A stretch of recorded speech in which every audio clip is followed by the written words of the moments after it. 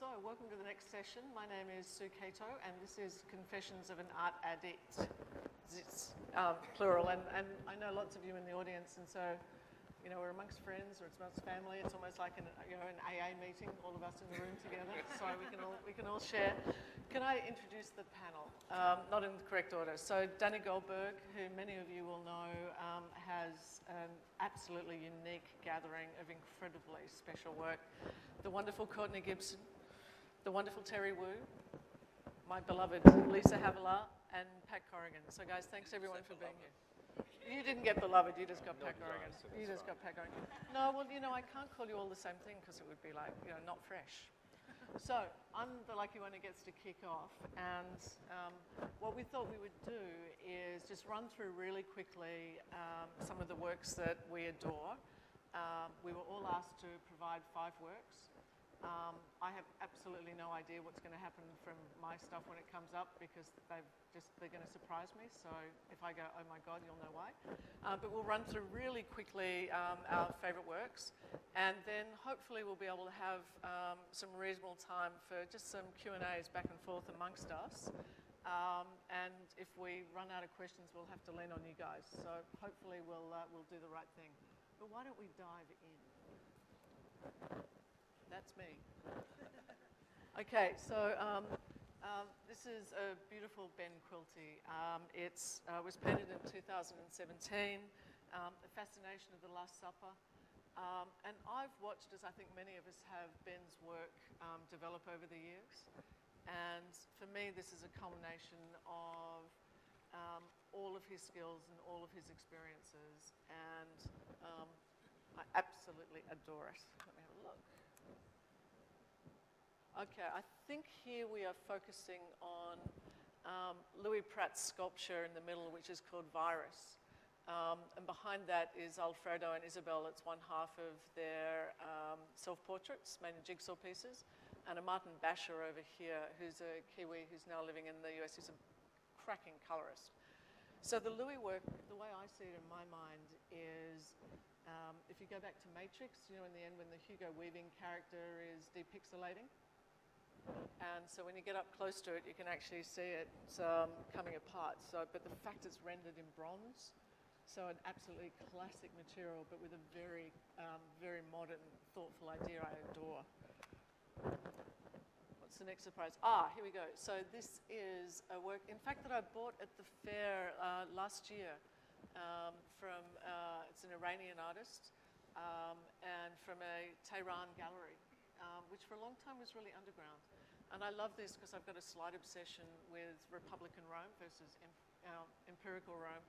And to me, it's a message about you might think you're bloody fabulous, but not forever. Something about our politicians, what can I say? So this work is called Deer. I generally call it Oh Dear. And as you can see, Nicholas Foland.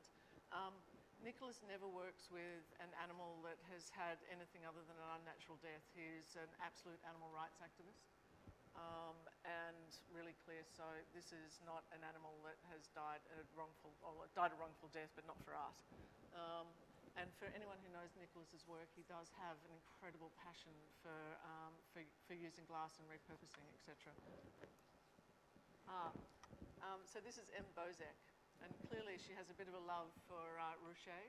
This is a hilarious work. And I might say I've been called many of these things, but she's gone back and had a look at the contemporary classics and seen what women have been called. So you have Firmagent, you can see Minx, Lodette, but Fallen Woman, etc., the Devil. And it's rendered, and the reason it's called Lipstick Lexicon is it's rendered in a Revlon color palette, which just layer upon layer upon layer of the issues. Hiromi Tango. People see this work and it's kind of incongruous within the rest of my setting. But it's actually the work, the depth of feeling and passion is, people look at it and think it's kind of choral and happy. But the reality is what Emma's done is, mixing it up, Hiromi. What Hiromi's done is actually been gifted pieces of fabric where there have been moments of extraordinary trauma and sadness. You know, a wedding dress where there's been a divorce. Anyway, anything you can imagine, and she's wrapped it up and contained the sadness, hence it being called Tears. So it's and it actually also has some of her private thinking and works in there, some of her own private diaries. Oh, there's the Louis Pratt I was talking about before. Oh, Pat, it's on to you. Can you please pass this on to Pat? So When I'm talking. Yep. When I'm pressing. Well, some people will find this very interesting. Others might find it's repetitive. I just decided that I was asked to submit 5 images, and with not a lot of notice, I came up with 5 Max Dupains. So I think everyone he is the quintessential Australian photographer. We've lost him. Oh. There we go. What impresses that? And they're getting another one. So that's the Sunbaker. This is Gene, who was his favourite model. He loved it, and hundreds of pictures of Gene. We don't know what happened in the closed studio doors there. Forget about all that. Allegedly. And another famous iconic image of his called Meat Queue. World War II, when meat was heavily rationed, and they're queuing up for their ration of meat. And this has got a particular interest because my wife and I lived on this street here for, I don't know, six or 7 years in Cremorne, looking straight down the harbour, Cremorne Point and so on. And in fact, 2 artists were regularly there for painting, James R. Jackson and his wife, Dora. They were easels standing there. So this was our view when we lived there, and again another classic Max Dupain. Oh, we missed the Max Dupain, but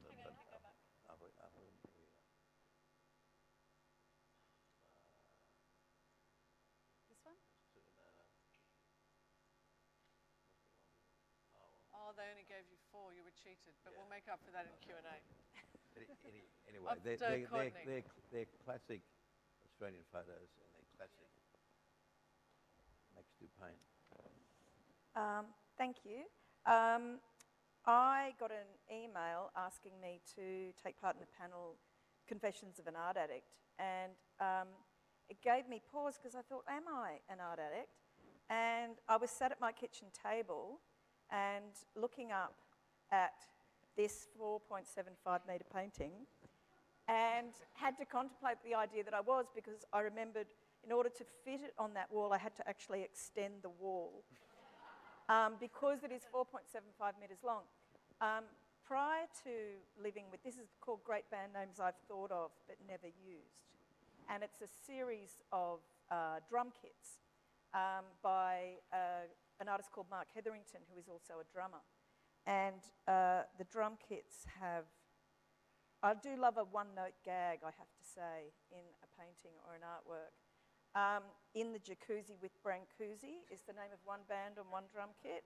Card Playing Dogs, another little art joke. Muhammad Dali, another band name. 2 Ronnies Don't Make a Right. Destined for the Service Industry, The Guillotine Ages, Burt Reynolds' Cookie Duster, R.I.P., Nature's Clag.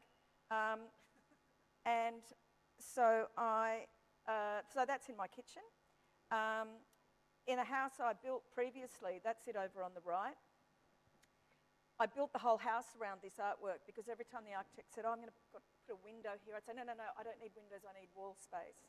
And I've had a lot of skylights, and this work, that's a Rosie Deacon in the middle, John Douglas on the left, and Mark Hetherington on the right.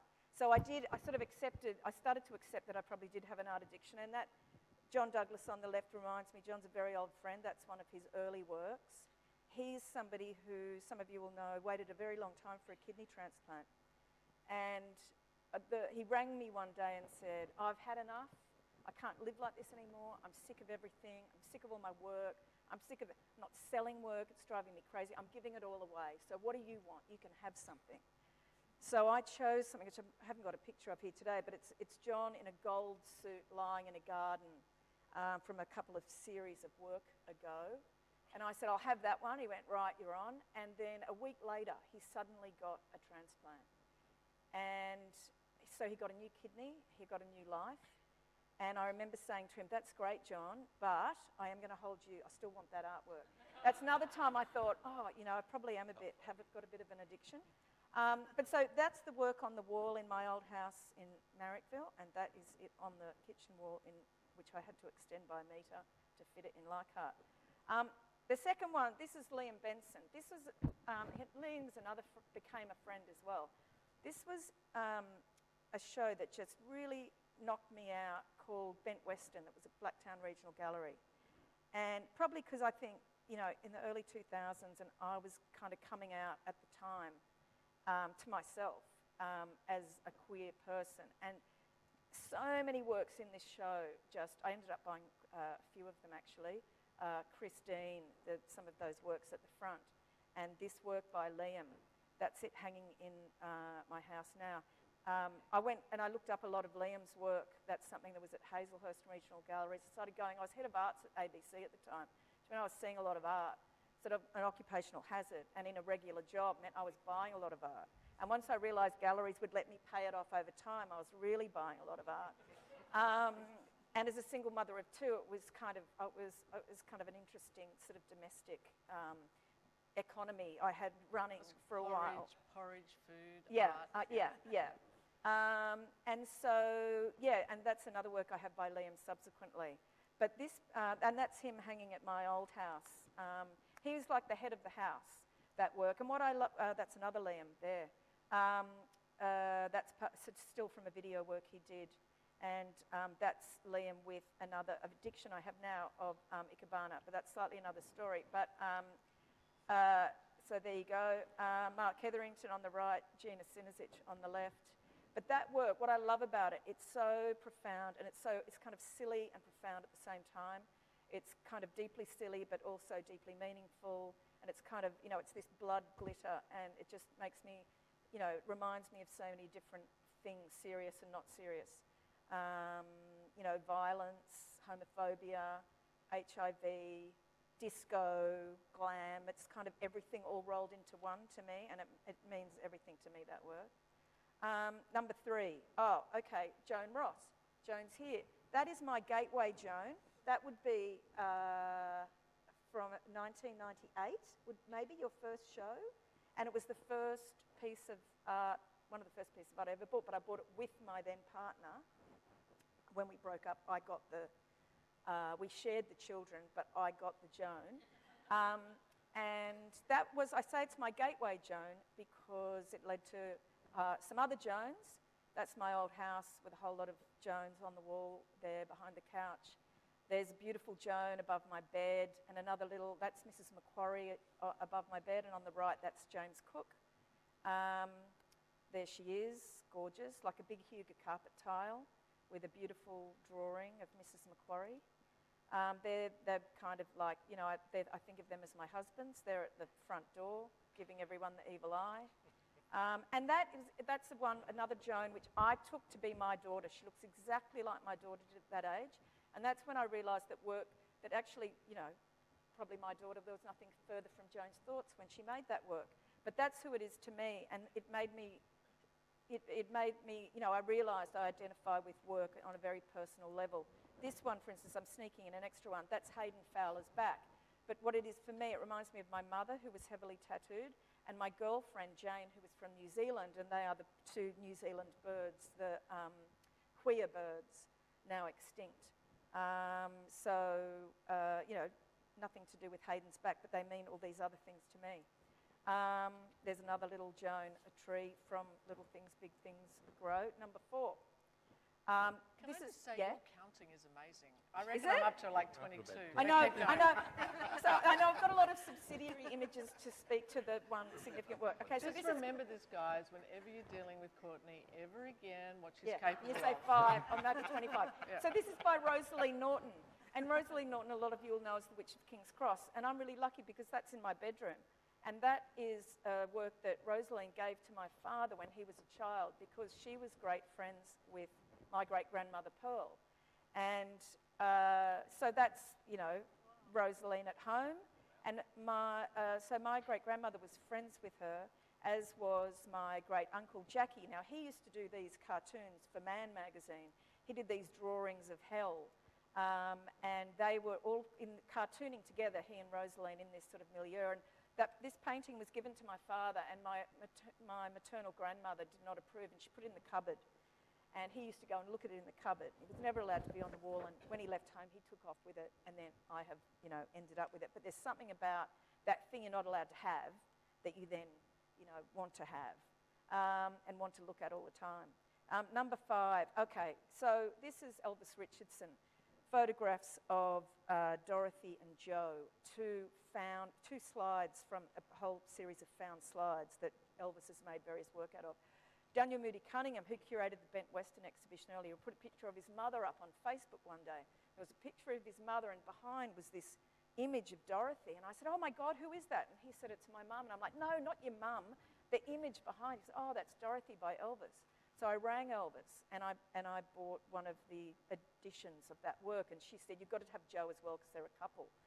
So they hang at my house in Sydney, and I recently moved to Adelaide, and I don't have any work there. And so it's that thing of, I sort of feel at home and relaxed and have ideas and get on with life when I've got work around me that I really like. So then I noticed all of a sudden that Elvis has done a range of blankets. And it's cold in Adelaide. So I'm very lucky, because she has gifted me 2 blankets, Joe and Dorothy. So I sit there in Adelaide with white walls around me, because I haven't got any work there, but I've got my blankets based on the work in Sydney. So I think all of that, adding it all up, I have come to the acceptance that I am indeed an art addict. And so thank you for this therapeutic discussion. So, Danny. Can I need say to something? give- Yeah, sure. I No, you're pressed good. something. You're good. Just go. Chat. I didn't need any thought as to whether I'm an art addict. Hang on, Danny, before you go, because I want to get. I've been collecting since 1968, which is a long, long time, and I've been accused of being a bit of a nutter for collecting, but I've decided to give up the crown to this charming lady here.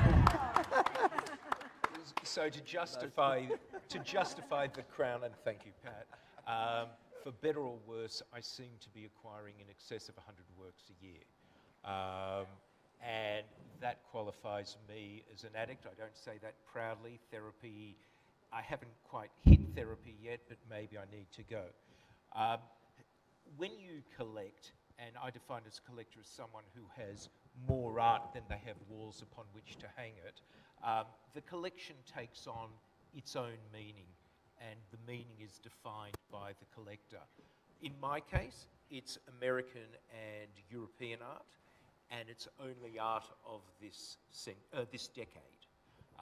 Those are the things that I have said are mandated. It was then said to me that I'm buying too much, by people Danny, can I ask you a question? Because you've been collecting for a while. Yeah. So only out of this decade. Yep. So when we actually sort of started, when you changed decade, what happens? I have to judge that at the end of the decade. This began at the beginning of the decade. I donated most of my works, sold a few, so that I started afresh. And people like John Caldor or Gerard Vaughan said to me, you really need to try harder to pick works, if your ambition is that the works end up in a public institution, which is my ambition, that they are worthy of that. I then was at the Milken conference in LA, I think it was 2015, and on the 3rd day, it's largely about business, a bit about philanthropy. On the 3rd last day, they have one session on art. And you can watch this session, it's on YouTube, called The Art of Art Collecting. And the 2 key speakers were Don Marin, who was the then chairman of MoMA, and a guy called Mitch Rales, who is one of the largest collectors in the world and has his own private museum outside of Washington called Glenstone. And Mitch spoke about 4 principles. When I talk, and I'll tell you the principles, And when you hear about the 5 works, you'll see how I ignore some and pay attention to other principles. The principles are, does the work change the way we think about art? Is the body of work at the forefront of current practice? And in fact, are other people following this practice, or is indeed the artist one of many followers of this style? Thirdly, is the work among the best of the artist? Nextly, is it priced at a rational level? And finally, there are more than 4, finally, and this is an interesting one, has the artist been practicing their trade for more than 15 years? And the thinking behind that one, there's nothing wrong if the artist hasn't, but then remember what you're buying is, it may well just be wallpaper that you love, have no value when you want to deaccession it in whatever way, and that's okay. There's nothing wrong with that so long as you love it. But if you aspire to more, then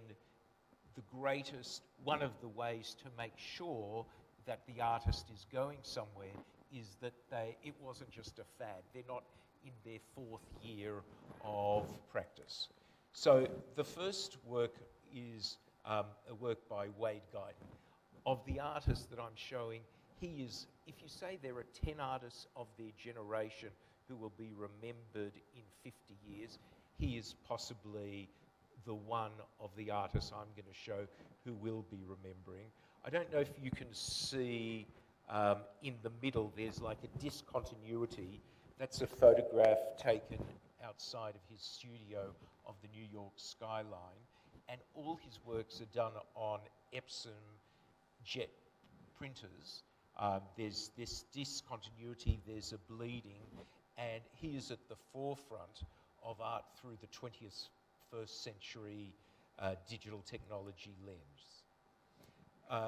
This next guy, the first 4 artists I'm showing are all in their mid-40s. This is a guy called Rashid Johnson, African-American based in New York, and he is one of the leaders of what some people term as post-black art.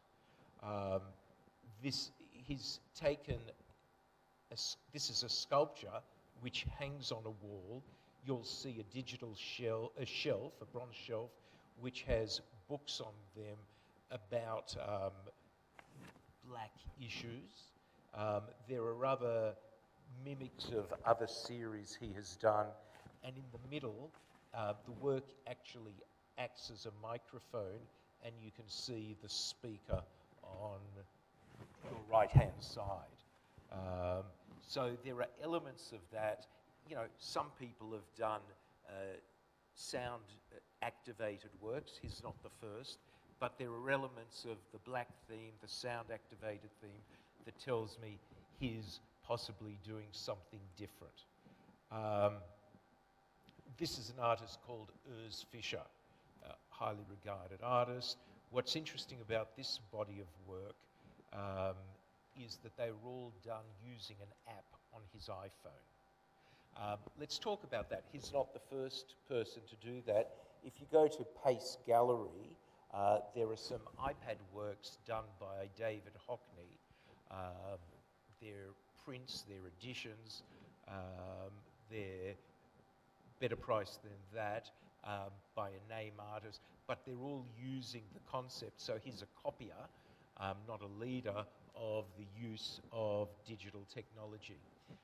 To show my addiction, this diptych and the next work, I had a medical issue earlier this year and I wasn't sure I was going to make it through.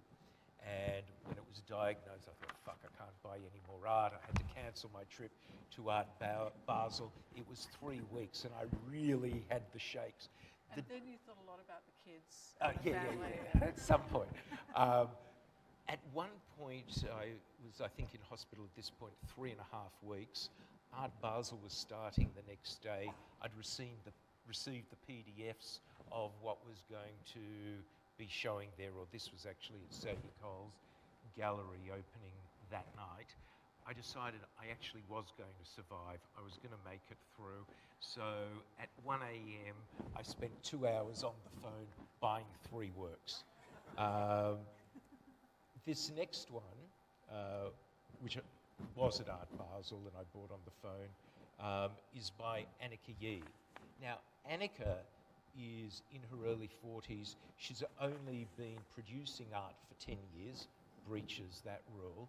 She won the Hugo Boss Prize 2 years ago, which is awarded every 2 years to the preeminent American artist, international artist, but it's an American award, and part of the prize is a solo exhibition at the Guggenheim. Rashid Johnson, the black artist, he was a nominee, but not a winner 4 years prior to that. She has introduced the thought of microbiology, sound and scent into her art. I'll have to read because I'm not sure I understand what this work is. In this work, she is developing ideas around extraterrestrial biology, exploring the impact of artificial intelligence and virtual reality on future human development. I don't quite understand that, but I think it's a beautiful work. And I love the aesthetic of her work. Given that she's exploring new boundaries, I was happy, and this is one of a number of works by hers, to have her in the collection. To give you an idea of the materials used, it includes Craspedia flower buds, as well as snakeskin, pools of resin, and are finished in a high shine automotive paint. The final work, just to show it's also about beauty and not being an art snob buying famous names. This is by a 24-year-old British girl called Izzy Wood.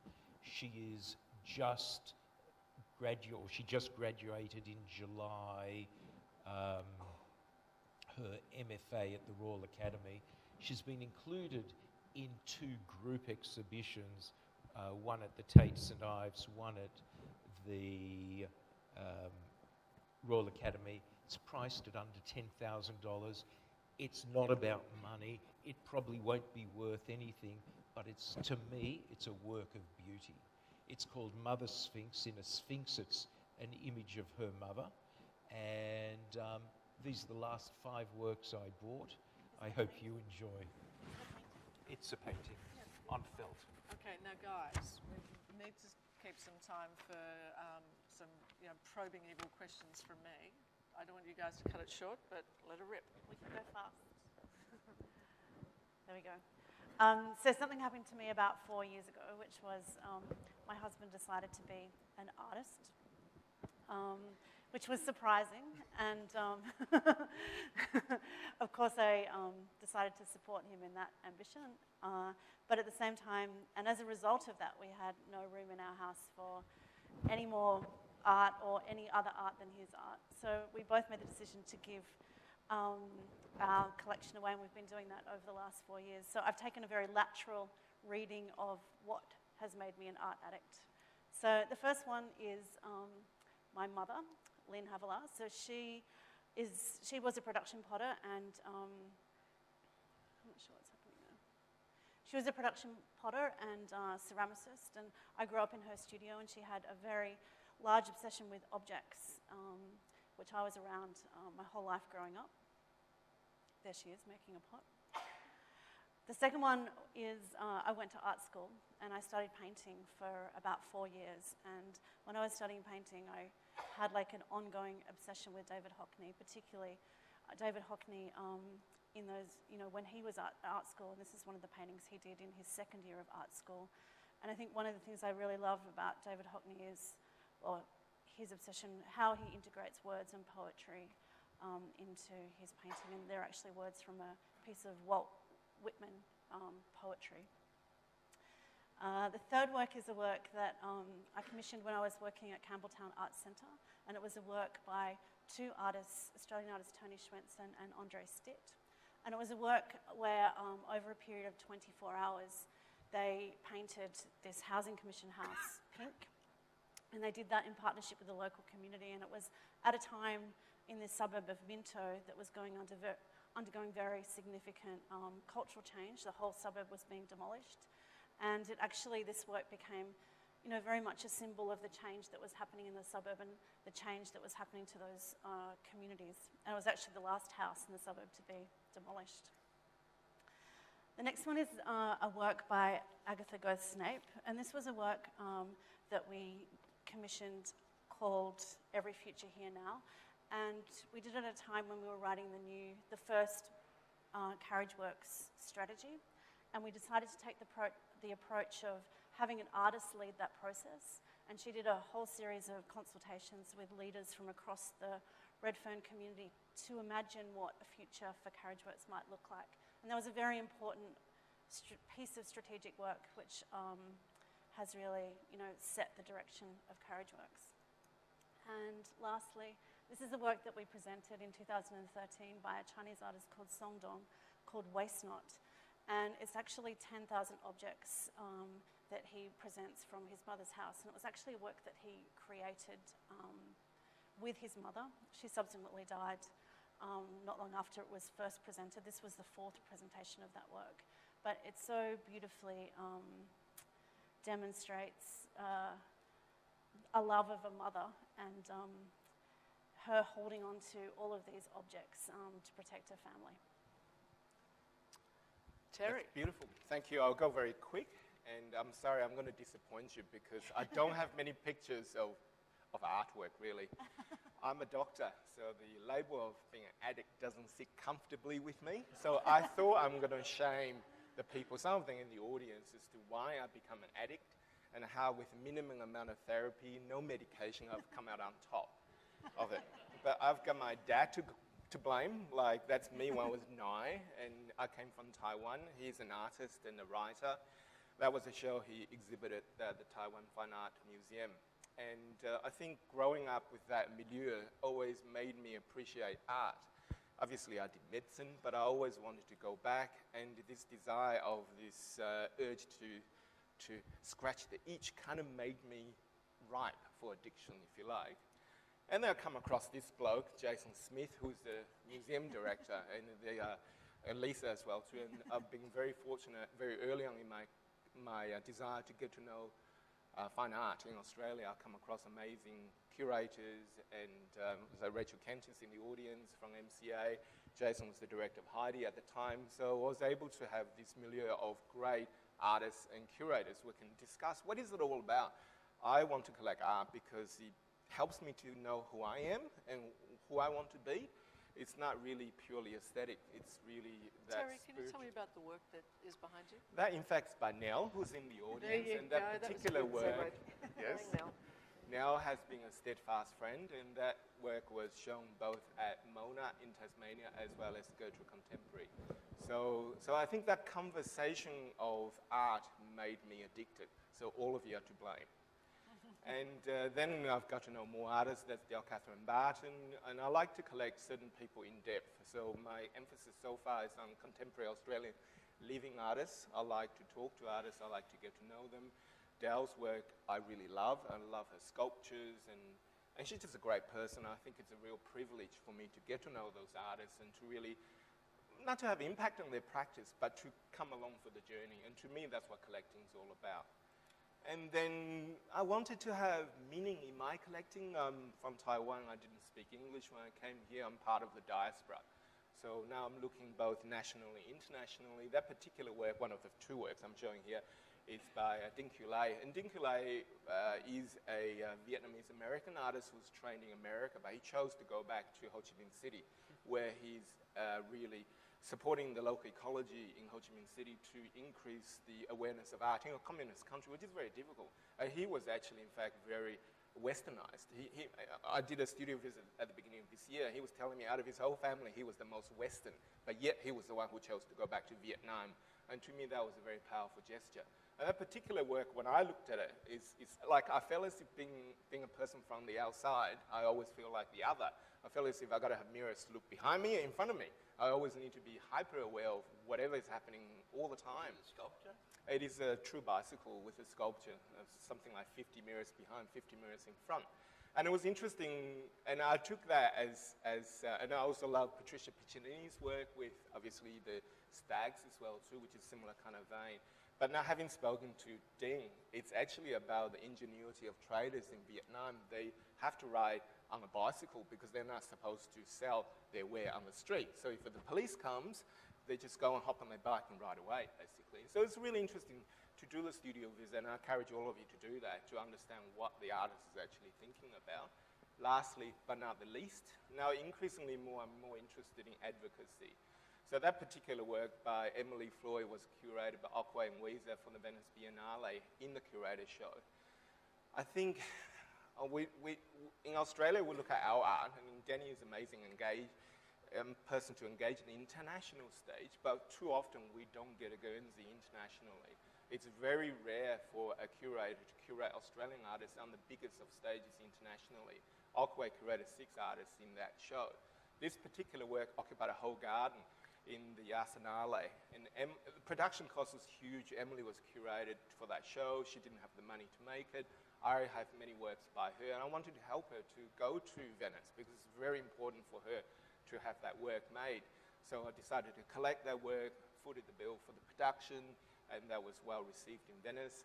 And I think I've come out of addiction because I realized to like art, you don't have to have it. I'm addicted to loving art. I don't have to have it. I did buy that work, and I've subsequently donated to Queensland Art Gallery because I think that work has a state-level significance and it flies a flag for Australia, and that was my cure.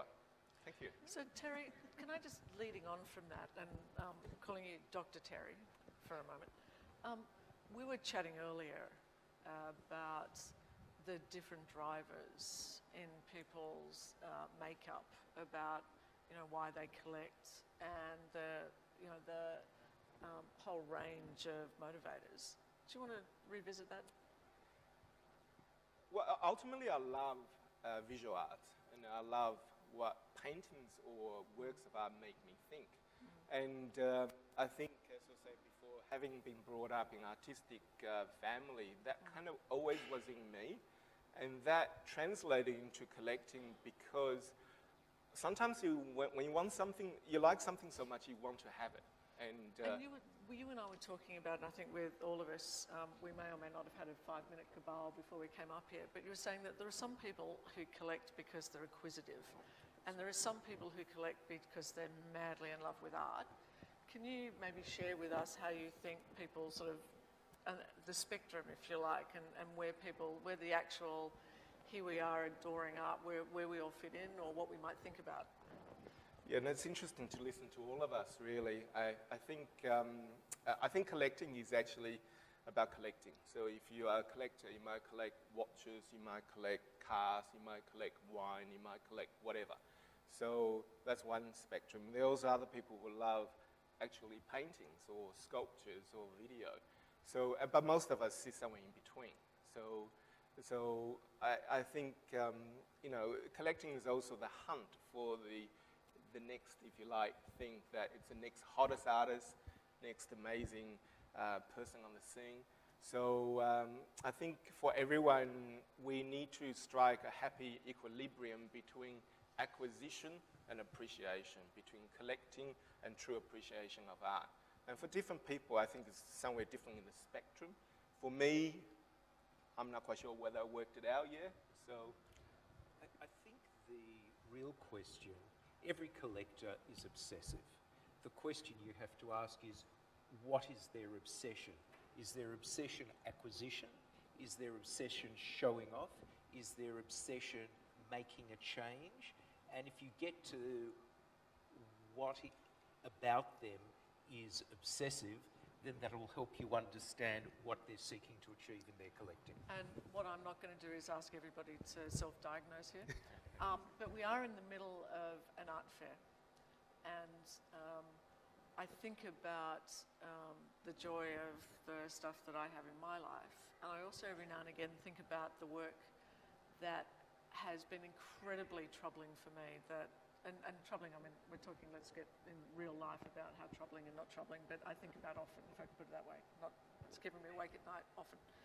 But I'm wondering, in the art fair, we're walking around, we're all seeing enormous amounts of art. There are things that are catching in our mind that we're really thinking about, that we may or may not execute on. I'm wondering if I can ask each one of you, is there a work that looking back now, that you really, really regret didn't become part of your life? And I don't want to make any of you feel bad about anything you've walked past out here, or maybe a little bit. But I can think of one. yeah, And earlier when you got me to think about that, I couldn't think of one. But one's just popped into my head, which is by Louise Weaver, and it's a pigeon with a diamond necklace. And every Oh, I now know and that then, work. you know that one? Yeah. I think it was from about 2001. And every now and then it'll just pop up somewhere and I'll have a little pang in my heart. But I have to say, I don't generally feel that. And I kind of move on. But that one's, that's like, the girlfriend that got away. I remember there was one there was one for me 1,000 years ago. It's the wonderful Gita Weiss, who is I think she's been around all day. I'm not sure if Gita's in the room, but this is when Rosemary Lang was early on in her career, and I call them the flying brides, which is not what they should be called, but I had an opportunity to have a flying bride and was thrillingly just getting divorced.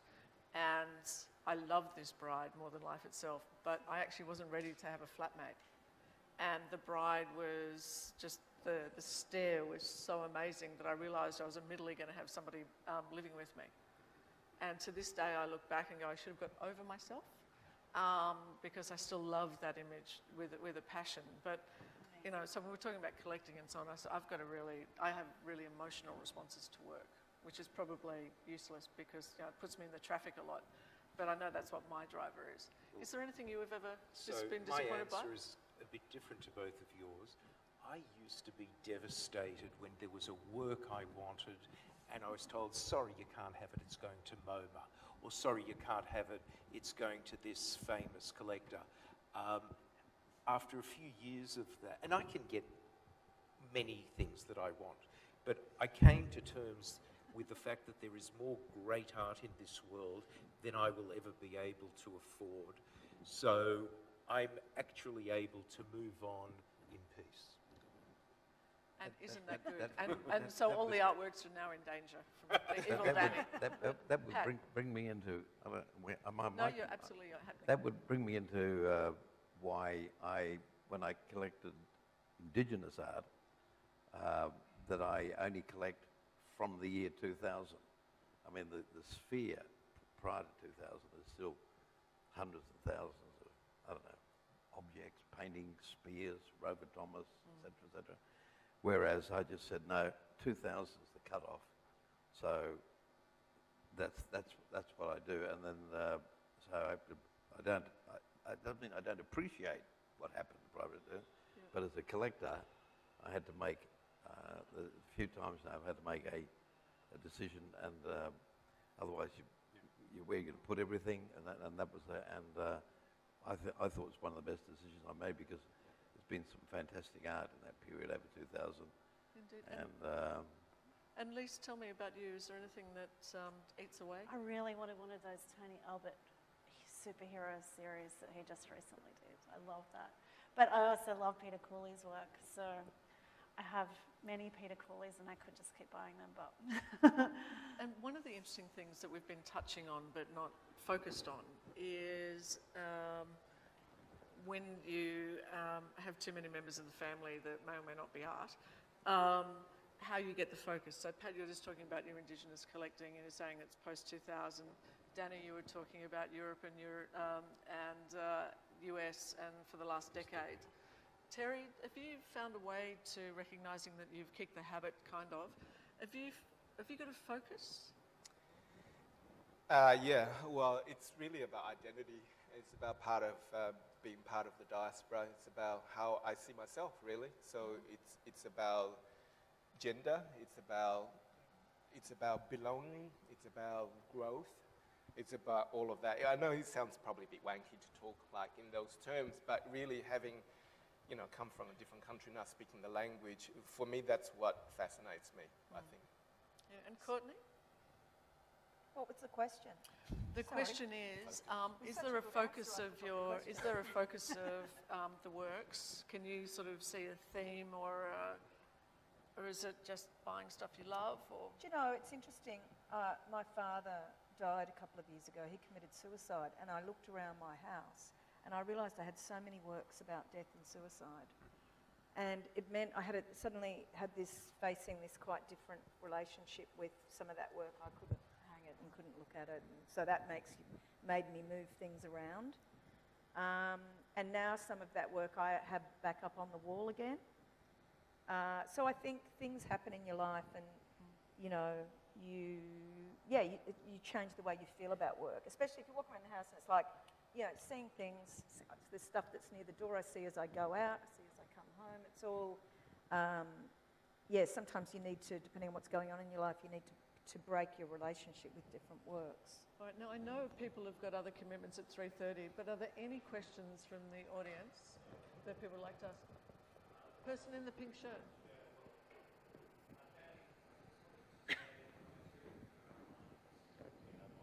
Do you want to speak up? Sorry. No, Mike.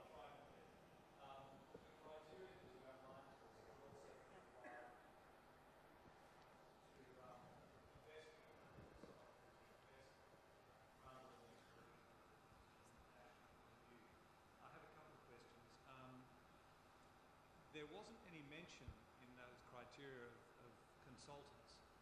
Are you the sort of collector who relies completely on your judgment, or do you rely on the advice of consultants? And as a result, if you do, how do you determine what the rational pricing of these works is? I'm going to try to answer that honestly and without insult to anyone in the audience. I have not used consultants, and I think my collection, and I specifically have not used consultants in the early years because it would take the joy out of it for me of discovery, of the hunt. That was my reason then. I think if I had found the right consultant, my collection, particularly from the early years, would be a lot more cohesive and stronger. These days, the art world's a community, and there are enough people in my network that I can just pick up the phone, and my access, while not perfect, is pretty good. So I regret not using consultants in the early years to some extent. The other side of it, you've got to remember that art dealers, art consultants, some of whom are good friends, they have a vested interest and a financial interest, and occasionally they don't tell the truth, and occasionally, even if they tell the truth, there's bias and colour in what they say. So one has to be really careful if they do use a consultant to be sure that they've got the right one. Similarly, you've got to be really careful to believe what you're told by a gallerist, because they're going to make nothing if you don't buy, and a significant % of the sale proceeds if you do. Does that answer your question? Do we have any other questions? And I might say, I've obviously met really different. On consultants, Pat, I would say that they've got a really important role in looking after institutions and helping them build collections. But if you're a private individual and you're collecting and using a consultant, and I think Danny's going to agree with me here, they take the fun out of it. There's some fun in the rest of all this Can thing. I just say, obviously, you know? I've never worked with art consultants, but I have lots of friends and who I have really ongoing dialogues with. And I've always found them to be enormous sources of understanding, intelligence and guidance. And I think everyone's just got their own situations and their own exchanges. But my God, there are some fabulous people out there who can assist in careers. 100%. So Now, I'm going to wrap up in a second. Are there any other final questions? All right, we should let you be free. Guys, thank you so much for spending time with us.